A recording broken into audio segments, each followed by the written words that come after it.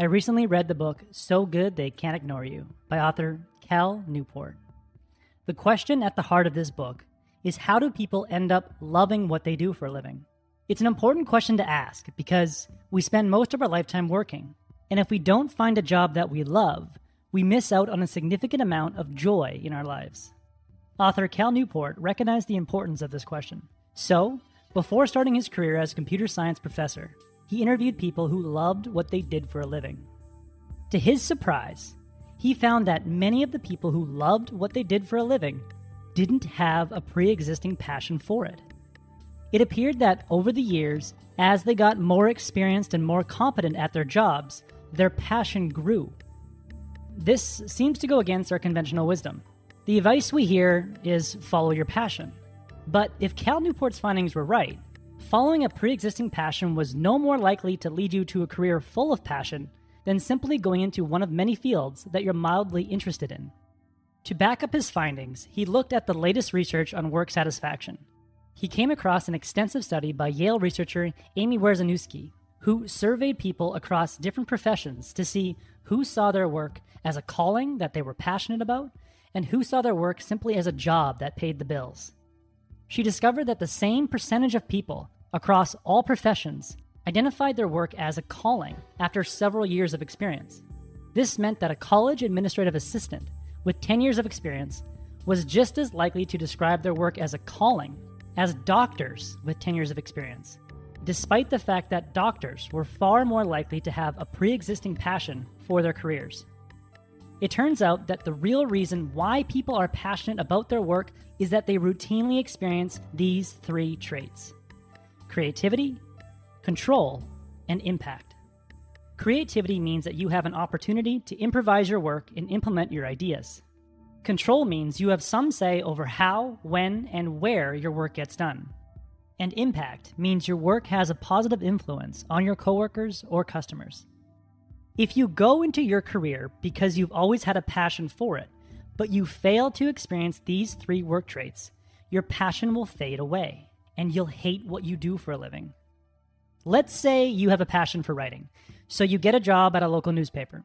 After 10 years of coming in from 8 a.m. to 6 p.m. 5 days a week, the editor is still telling you what to write about, and then buries your work in the back of the newspaper where nobody reads it.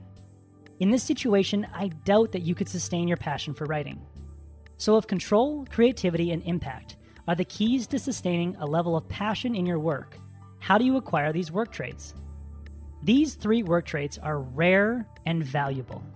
If you want to attain them, you need to have a rare and valuable skill set. It's basic capitalism. If you want something rare and valuable, you need something rare and valuable to offer in return. So how do you develop a rare and valuable skill set? First, you scrap the passion mindset and you adopt a craftsman mindset. Cal Newport says that the passion mindset is problematic because it causes people to think, what can the world offer me? If a job isn't providing them with a sustained level of passion, they start looking for the next thing. This makes it really hard for them to gain valuable experience and build a valuable skill set. But a person with a craftsman mindset focuses on what they can offer the world. They dedicate themselves to constantly improving at their craft so they can be uniquely valuable to their team, their company, and their customers. They don't fret about a lack of passion at any given moment. They know that if they want to get better at their craft, the passion will fade from time to time. They don't ask themselves, do I have a passion for this? Instead, they ask themselves, will I love the process of getting better at this, despite how boring and tedious it might become? My decision to start making these videos wasn't necessarily based on a passion. Sure, I often feel a level of passion when I'm reading a new book, but my passion comes and goes throughout the long and tedious process of making these videos. The reason I ultimately pursued this path of making book videos on YouTube was my willingness to improve at the craft and develop a set of valuable skills. If my original goal was just to follow a passion, I would have stopped making these videos after a few months when I felt my passion fade during the long, painstaking hours of making these videos. It's a good thing I scrapped the passion mindset and adopted a craftsman mindset. Otherwise, I wouldn't be able to provide the value I can provide today. The second step to becoming rare and valuable is taking on challenging projects that differentiate you from your peers, and force you to develop rare and valuable skills. In the book, Cal Newport details a story of a design executive named Joe Duffy. Duffy worked for a large design firm after college and found it hard to differentiate himself from his peers. So he started volunteering for challenging projects that most people in his office weren't familiar with. A few of these projects involved international logo design. After working on several international logo projects, Duffy became the go-to person in his company for international logos. He was then recruited by another design firm to lead an international logo design group. In his new position, he had creative control over his work and more flexibility in his work schedule. His passion skyrocketed, and in the years that followed, he started a design firm and had a significant impact on the design world.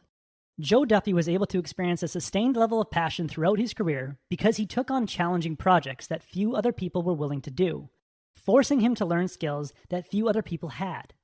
By taking on challenging niche projects, he developed skills that were rare and valuable in the design world. The third step to develop rare and valuable skills is to approach your work using the principles of deliberate practice.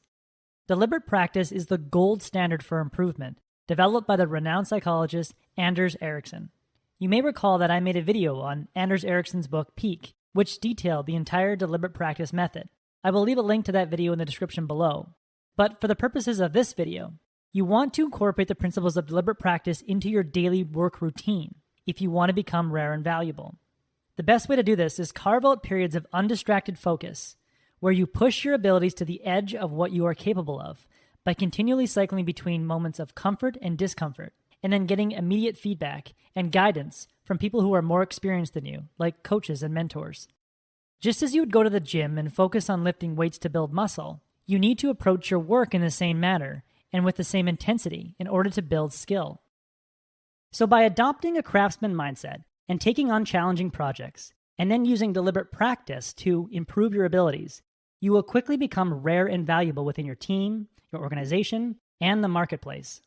In fact, you'll be so good that no one can deny your request for more creativity and control over your work. And because your work is so damn good, you get paid well for it, and it has a significant impact on your coworkers and customers. When you unlock these 3 work traits, you can't help but say to yourself, wow, I love what I do for a living. That was the core message that I gathered from Cal Newport's book. It's a great read, and it's something I'd recommend to someone looking to make a career change. If you would like a 1-page PDF summary of insights that I gathered from this book, just click the link below and I'd be happy to email it to you. If you already subscribed to the free Productivity Game email newsletter, this PDF is sitting in your inbox. Thanks for watching, and I hope you have a productive week.